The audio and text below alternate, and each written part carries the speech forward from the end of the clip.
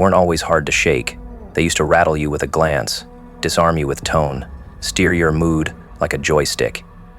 You'd wonder if you were the problem. You'd re-explain, overcompensate, offer clarity for storms you didn't cause. You mistook their confusion for your fault. That's how they liked it, because manipulators thrive in blurred vision. They blur intentions, rewrite narratives, and shapeshift identity. But you, now, you see clearly. You've built X-ray vision, and once you develop that, nothing unsees. That's where your peace was born, in that moment of irreversible clarity. The moment you understood they weren't misunderstood. They were strategic. And you're quiet? That disturbs them now, because peace is proof the spell broke. You used to crave resolution. Now you crave distance. You used to beg for understanding. Now you measure energy like currency. Because when you finally see through manipulation, the world looks different. The same faces feel colder. The same voices sound thinner. You stop overextending. You stop defending what no longer needs a courtroom. You learn that peace doesn't come from being heard.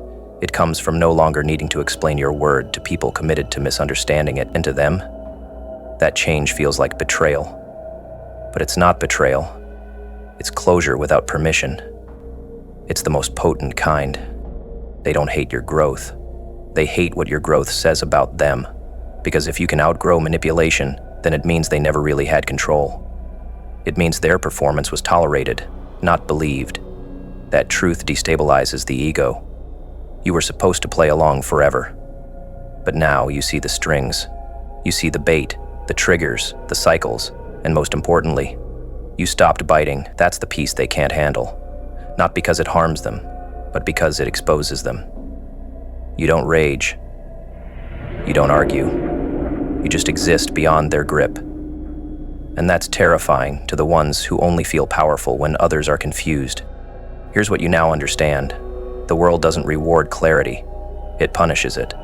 Because clear eyes become dangerous. You start to see who's building and who's leeching. Who's speaking from truth and who's selling noise. You begin subtracting, quietly, calculated, one misaligned soul at a time, and your life starts moving with rhythm. That's when people start calling you distant, cold, selfish, not because you changed, but because they can no longer manipulate your rhythm. Peace feels offensive to those who fed on your storms. They don't recognize the healed version of you. That version doesn't fold.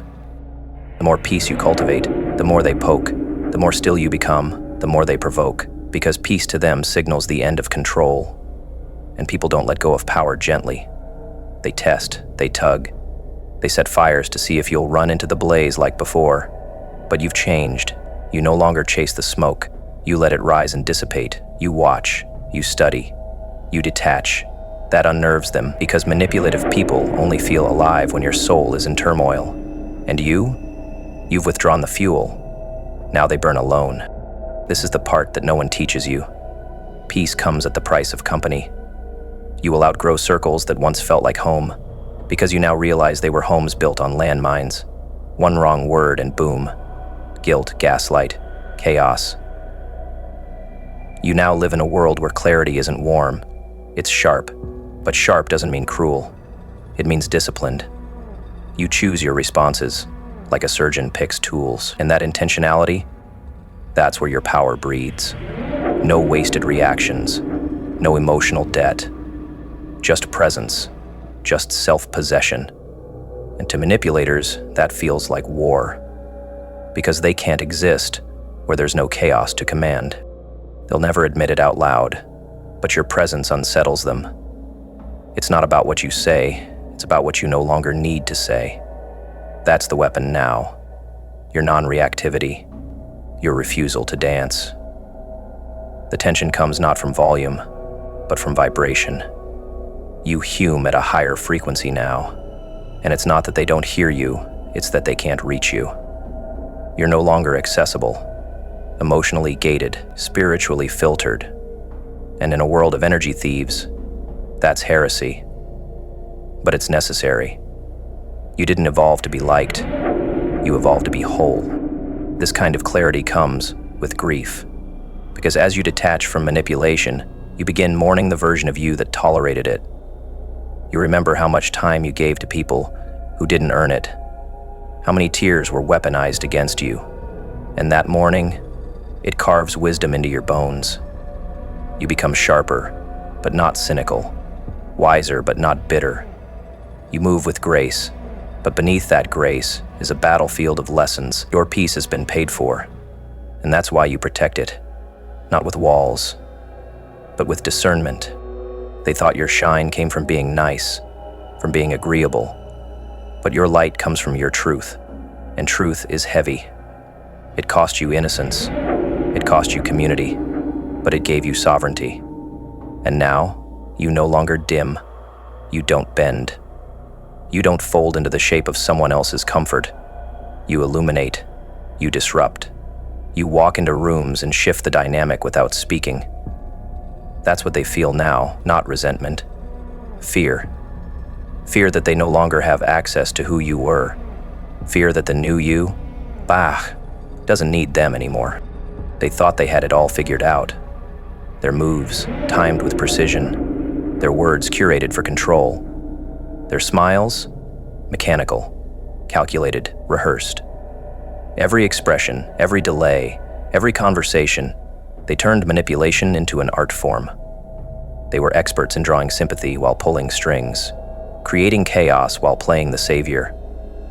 Their strategy was never meant to fail because it relied on your confusion, your delay in seeing, your hesitance to confront. They mistook your silence for submission, and that was the first crack in their masterpiece. Because what they didn't anticipate was this: silence isn't surrender. Sometimes, silence is simply a blade being sharpened quietly in the shadows. You were the perfect mark, or so they thought. Empathetic, forgiving, patient to the point of self-erasure. They built their plan around your old self, the version of you that wanted peace more than truth, validation more than confrontation. And for a while it worked. You played along without knowing it. You questioned yourself while they performed, and they danced in that illusion believing it was permanent. But strategy has an expiration date the moment it forgets to evolve. They relied on a version of you that was disintegrating in silence, dying so that the new one could be born. That's where the flaw began, in assuming you'd never change the role you were given. You see, manipulators build webs, but webs depend on stillness. The moment you move, shake, or evolve, the entire framework trembles. And your sentence? That one sentence you finally delivered, calmly, clearly, without theatrics, that was the movement they never accounted for. It wasn't rage, it wasn't a breakdown. It was truth, raw, refined, final. One line that cut through layers of deceit like a scalpel through tissue. They weren't ready for that. Because manipulators are prepared for battles, but they have no defense against clarity, especially when it's spoken without the need for approval or explanation. That sentence didn't just expose the lie, it exposed the architecture of the lie. And with it, the entire illusion crumbled. Not because it wasn't elaborate, but because it was fragile. Lies are delicate, they require constant maintenance. But truth is self-sustaining. And when you spoke it, their strategy collapsed not with a bang, but with a deafening silence. The room changed. The tone changed. You weren't playing anymore. You were present. And presence, when paired with awareness, is the most destabilizing force a manipulator can encounter. Psychologically, their identity was tied to being the one in control. The narrator. The architect. When you took that role from them even for a second, it shattered something deeper than pride. It shattered their sense of authority. You reintroduced reality into their fantasy, and reality doesn't play favorites. Suddenly, their tactics looked juvenile. Their charisma looked desperate. Their performance, transparent. One sentence and you turned the light on. They were exposed, not just to you, but to anyone watching. Because the truth doesn't need defense. It simply reveals. That's the part that scared them. Not your words, but what your words made visible. They weren't facing anger. They were facing the mirror. And what lives in the mirror? The parts they've spent years hiding. From others. From themselves. That's why it burned. because your sentence didn't attack their image. It evaporated their illusion. And now, with nothing left to perform behind, they stood naked in the room they once controlled, and everyone noticed. That's what real power does. It doesn't seek revenge. It shifts the entire atmosphere. You weren't loud. You didn't need to be. Because when you know, truly know, you don't argue. You let truth echo. And the echo? That's what haunts them now. That sentence replays in their head, not as words, but as a collapse, as a fracture in the armor they wore so proudly. And here's what they'll never say out loud. They respected your silence more than they ever respected your kindness, because your silence, when weaponized with awareness, made them feel what they'd avoided their entire life. Consequence. Let them call it an overreaction. Let them rewrite the story. That's what people do when their manipulation fails.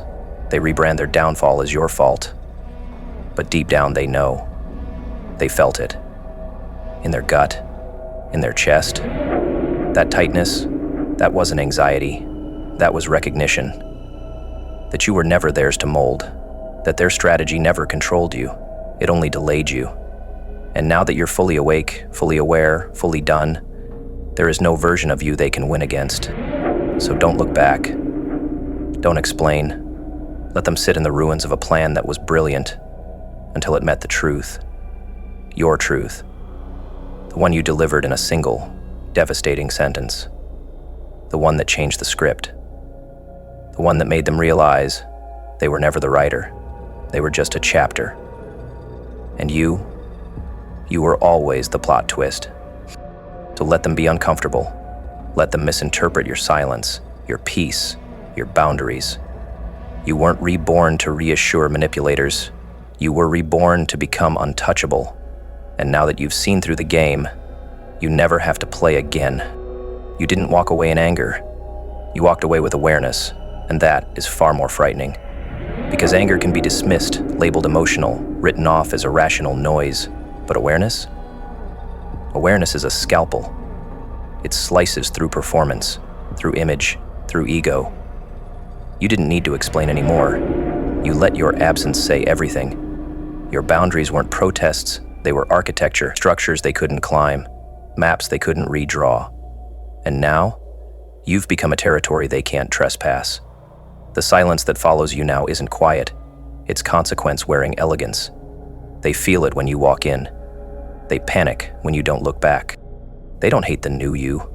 They fear that you were this you all along, that all their strategies, their manipulation, their mind games were wasted on someone who eventually saw the blueprint and chose to detonate the stage instead of performing. You're not detached because you stopped feeling.